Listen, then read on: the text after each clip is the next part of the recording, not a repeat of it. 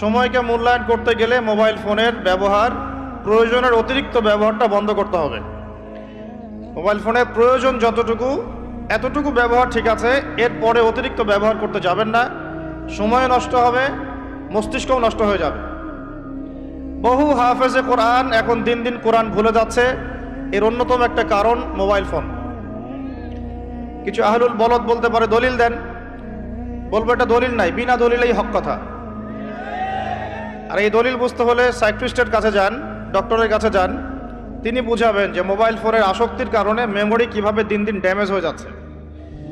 তো আমাদের দেশে একটা প্রবলেম দেখা যাচ্ছে, আমরা ডিগ্রি সার্টিফিকেট অর্জন করছি কিন্তু সৃজনশীলতা তৈরি হচ্ছে না। সৃজনশীলতা তৈরি হচ্ছে না, এর পিছনে অন্যতম একটা কারণ হচ্ছে মোবাইল ফোনের অতিরিক্ত ব্যবহার। এবং আমাদের বাচ্চা কাচ্চাদের অবস্থা আরও বেশি ভয়ঙ্কর।